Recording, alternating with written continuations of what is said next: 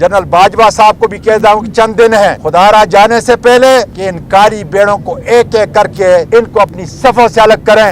ان کے پاس جائز اور ناجائز ویڈیو ہیں, اس کی دھجیاں اڑا دی گئی ہیں, دھجیاں اڑا دی گئی ہیں, دھجیاں. رات کو ایک ISI کے ایک میرے ریٹائر رشتہ دار تھے, آنکھوں میں آنسو لے کے میرے گھر پہ آئے اور کہنے لگا کہ اعظم سوادی صاحب یہ 1000 آدمی نہیں ہے, میکسیمم 200.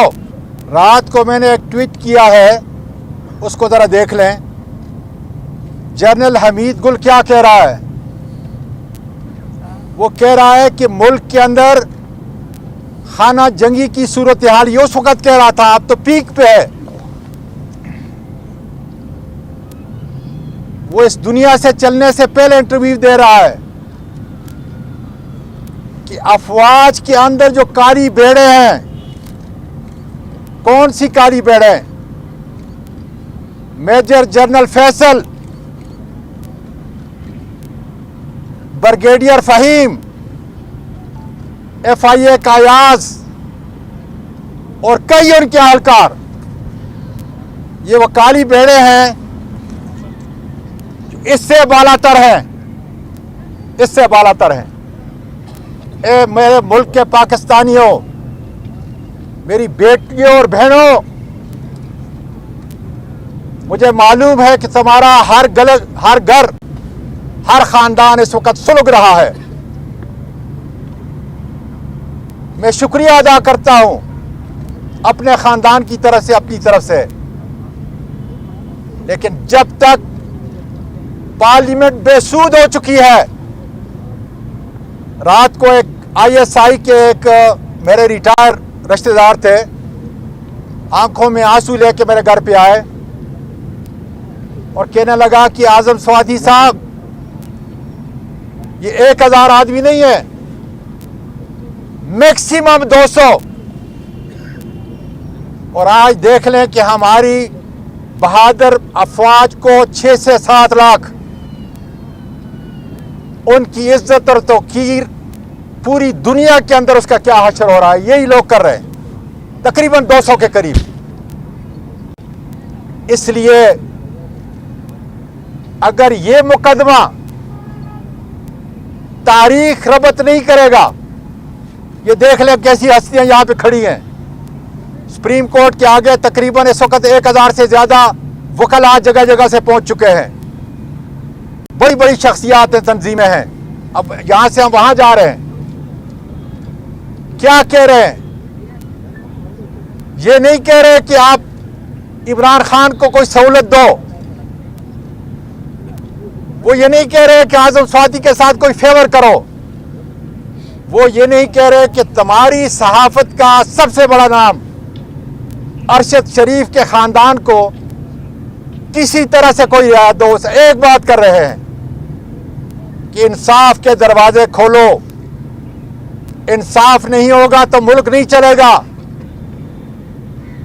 اس لیے جنرل حمید گل کے ان الفاظ کو عقیدت کا سلام پیش کرتا ہوں, اور صحیح کہا تھا اس نے, جب تک آرم فورسز کی یہ کالی بھیڑیں, ان کا کام نیشنل سیکیورٹی سے کوئی نہیں ہے, جس کے لیے ہم ان کو تنخواہ دیتے ہیں, جس کے لیے پاکستان کے عوام بہادری کے تمغے لگاتے ہیں ان کی موٹی چھاتیوں پہ.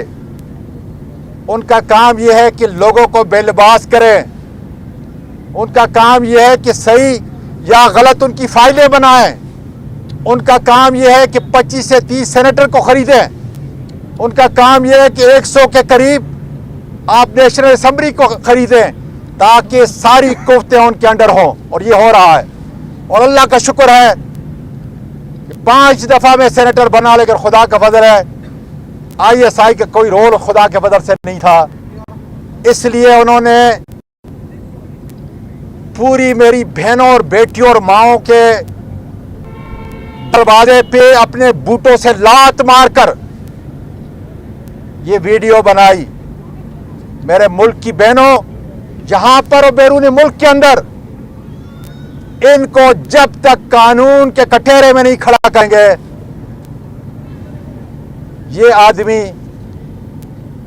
انشاءاللہ تعالی آخری سانس تک ان کے ساتھ لڑے گا. देख लें एक सेनेटर आम आदमी क्या करेगा। पूछ लो अपने आप से, तुम वारिस हो इस मुल्क के, सहाफी बरादरी, समाजी कारकुन, आजाद इंसाफ के अलंबरदार, आप इस मुल्क के वारिस हो। ये मुस्तकबिल आपके बच्चों का है, ये 200 बदमाशों का नहीं। इसलिए जरूरी है कि आवाज उठाना जिहाद है, और इस जिहाद के लिए जो कुछ भी आप करोगे अल्लाह ताला अपने हुजूर उसको कबूल करेगा। लेकिन आवाज बुलंद नहीं करनी तो यकीन करो मर मिटोगे। और इसी तरह जिस तरह इन्होंने पूरी कौम और पूरी कौम के इदारों को आगे लगाया है, देख लें FIA क्या है, पुलिस क्या है, IB क्या है, सारे इनके स्टूज हैं। इसलिए कि इनके पास जायज और नाजायज वीडियो हैं, फाइलें हैं।